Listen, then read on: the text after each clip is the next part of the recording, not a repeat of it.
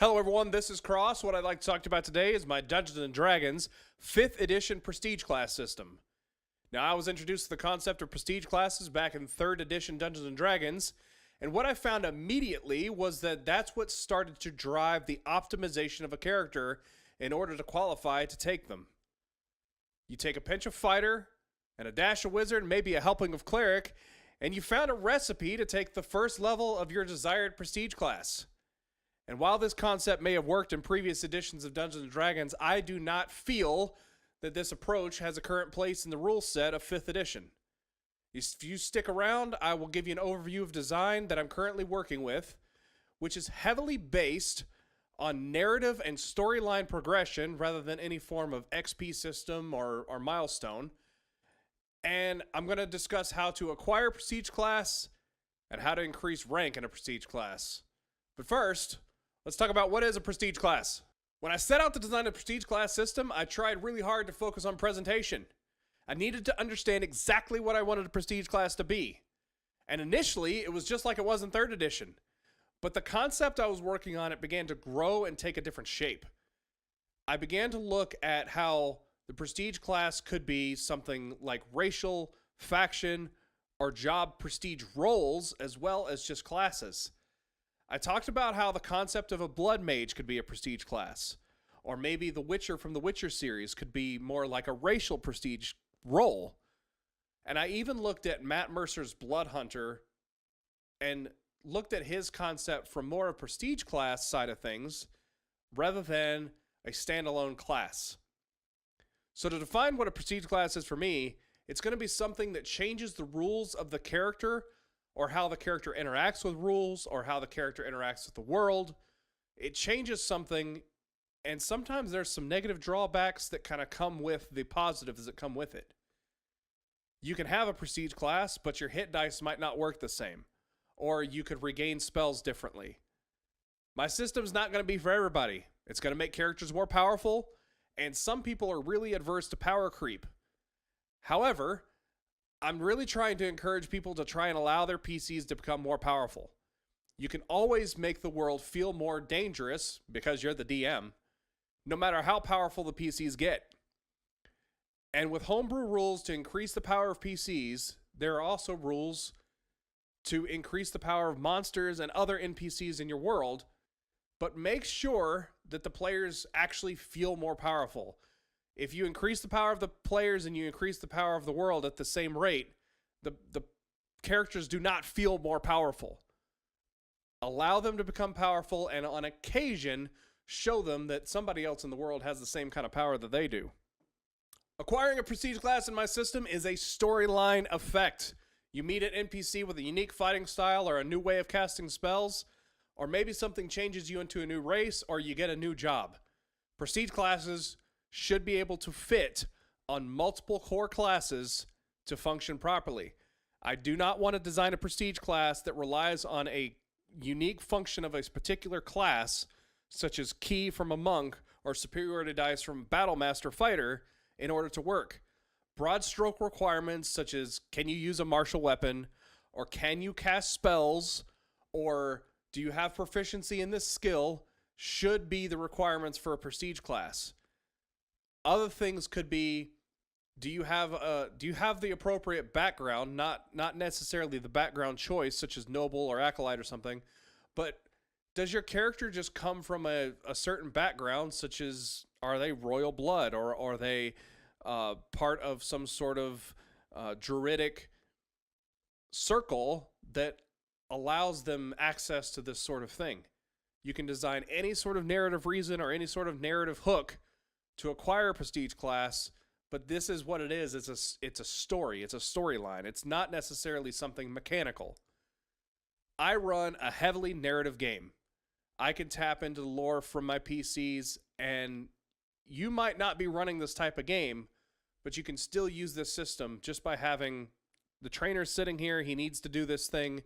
Do you do this thing or not? If you do, then the trainer will offer to teach you in whatever art that they know. Another way of doing it would be, do you have a tournament where somebody's the current champion of the tournament fights in a unique way, And if you can defeat them in this tournament, maybe they will teach you this art. It's all sorts of storyline hooks to get your characters a little bit more invested into your world. So, when you do this, you're going to sit down and do some sort of downtime activity, ritual, or whatever the prestige class needs, and then you're going to gain the first rank of this prestige class, and gaining that first rank should give you the basic functionality of whatever this class needs to work. An example of a prestige class would be the Blood Mage. I mentioned it earlier. Maybe you and your party go to get a specific gem for this arcane caster, and in return, they offer to teach your PCs how to use blood magic. It doesn't have to be an evil type of thing, it's just weird. The requirements for Blood Mage would have to be, does your character know how to cast spells? Do you have spell slots? And anyone with spell slots qualifies. So you could have a Paladin Blood Mage, you could have a Sorcerer, a Warlock, Wizard, anything. Anything that casts spells could be Blood Mage. A Ranger, for example.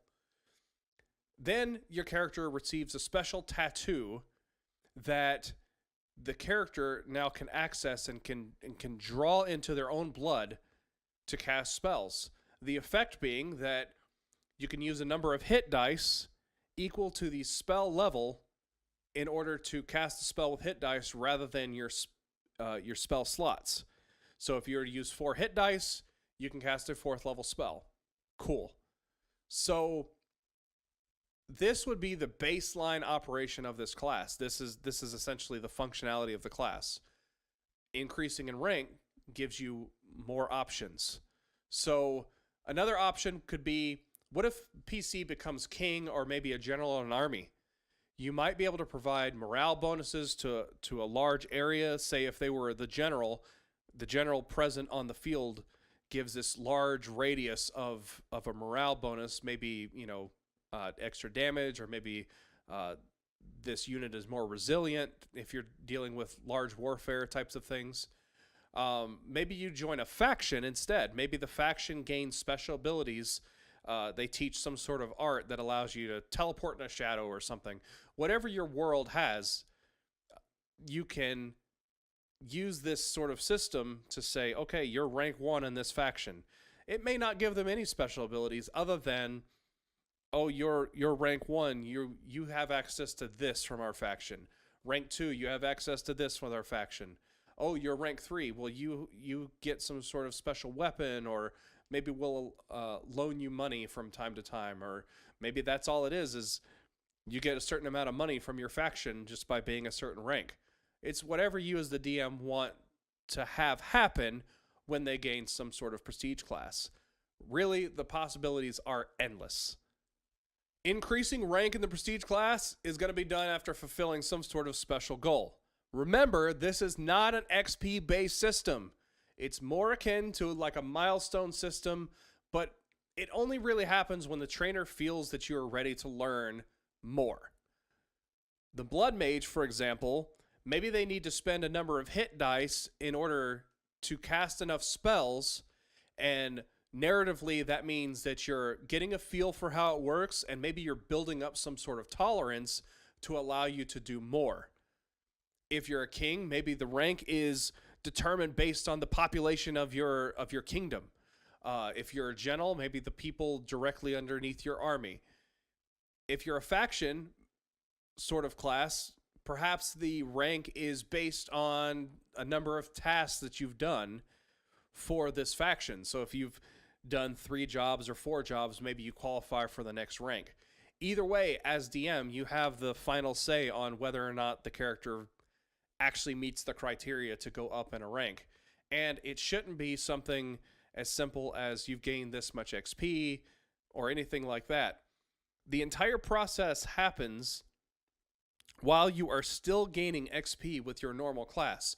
So say you gain 2,000 XP for your monk, or you've gotten enough to increase from level 7 to 8. That doesn't necessarily mean that you're going to gain the next rank of your prestige class, but it doesn't prohibit your natural leveling up process. What were to happen if all of a sudden the character got kicked out of the faction and they had 3 ranks of a prestige class in their faction, and you were saying, okay, well, instead of a level 8 character, you're a level 3 character or a level 5 character, and you've only got 3 levels of this prestige class instead of your normal monk levels. Well, now, narratively, they've invested part of their character into this class, and there's no way to just say, hey, you know, you broke our rules, you're no longer in our faction. I don't care that you're rank 3. You're kicked out. And that just as easy as you storyline gave them the class, you can storyline remove the class if you need to, without hurting their natural progression of their class. Again, the entire process happens separately of your normal character, and this is what really allows the power creep and stuff like that to happen. So you need to be aware that if you're going to introduce this system, that the character will get more powerful. And here's the other caveat. You're also going to probably only give one character at a time some sort of access to a prestige class. And it may work out that only one character gets a prestige class. So everybody at the table may not acquire their prestige classes at the exact same time. Or maybe the entire group all joins the same faction and they all acquire this prestige class that allows them all the same benefits. I guess what I'm saying is make sure your table is going to be okay with somebody having access to this prestige class when maybe the rest of the table doesn't. Some tables will fall apart at this. So just communicate this to the players exactly how this works. And tell them that even if you don't get this prestige class, there's probably another one around the corner. Which, honestly, there should be. And there should be different flavors for everyone's style. Another thing that you could possibly do as DM is, while you're talking about them with their character, just ask them a few leading questions, trying to get a sense of what sort of prestige class they may like, and then introduce it to them as a surprise later on down the road. Currently, I have an idea of prestige classes having about 5 ranks. That's going to be Initiate, Apprentice, Journeyman, Master, and Grandmaster. Some classes or concepts might fit into 3 ranks, they might fit into 1, but when designing a prestige class, make sure that you don't just create a rank just to have one. Make sure each rank has a purpose. Now, for the Apprentice rank, the second rank, basically, I'm trying to include some sort of specialization, and it's similar to the way that a lot of classes at level 3 pick their subclass. At rank 2, or the Apprentice rank, I would like the Prestige class to pick some sort of specialization. Now, you as the DM could come up with maybe 2 or 3 different specializations that they could pick regarding their subclass. So, increasing in rank, increasing to Journeyman, you just gain access to more abilities. And maybe Master rank, you should have all the abilities that make that class what it is. And then Grandmaster, you would have some sort of capstone choice. So the second choice, if you will, for the Prestige class would be Grandmaster, that allows you to pick something that could most likely just help play the class a little bit better. But there's some other options as well. So for instance, for the Blood Mage, we could have a long rest ability that allows us to use half the hit dice to cast a spell. So if we're trying to cast a 4th level spell, we only use 2 hit dice instead of 4. Maybe that's one option, and then maybe the second option is a capstone ability that allows you on your long rest to regain all your hit dice instead of half your hit dice per long rest. So that would, there would be some balance there. I'm not sure if those are really balanced. I'd have to think about it more. But that's the spirit of what I'm talking about. If you have 2 blood mages side by side, one of them picks this, the other one picks this, and functionality of the 2 are completely different, but they're changing the rules of how the game's played, basically. For a king, maybe you'd have the choice between a larger army, or maybe there's a monument that's constructed that if you're within the town and you're a citizen of that town and you can see the monument, maybe you gain some sort of special ability, or maybe some sort of device that just protects the kingdom as a whole. Never know. So that would kind of be the thing. But what if instead you wanted the king to select some sort of guardian to protect the kingdom? Now that would be another interesting choice for a capstone, is you have the choice between one of 3 guardians that maybe you've introduced along this journey for this king. At some point in time, these 3 guardians played a role in how the kingdom has progressed. And now that you're effectively rank 5, which would be the grandmaster rank of a king, you can now select one of these 3 guardians. And so it tells a story, and that's really the point. And that's what really prestige classes should be doing, is telling a story. And sometimes there's not a one-size-fits-all option for every type of campaign. So if I were to write out a king prestige class, some people would be like, oh, I don't want that in my game. And, well, I would kind of want the king to be a little bit more grounded, to just focus on abilities of their army or their economy, rather than all these benefits of you gain so much army, or you gain this dragon to help protect your kingdom. Maybe somebody doesn't want that for their campaign. So it's very hard to have a prestige class that works for every campaign. So instead, use the system to kind of design your own. The system's meant to be modular, and you as the DM should be able to throttle these options as you see fit for your world. Now, the idea is I'm planning on making some future videos detailing some prestige classes for my world, but I want to do those in a separate video and instead keep the idea of the system and the discussion of whether or not this is a good system or not separated with this video. But I really appreciate you watching, and I'll see you next time. Hopefully I'll have the video of a prestige class once I tailor it and design it, and maybe playtest it a little bit. Then I will release those videos and give links to those videos later on. Thanks for watching. We'll see you next time.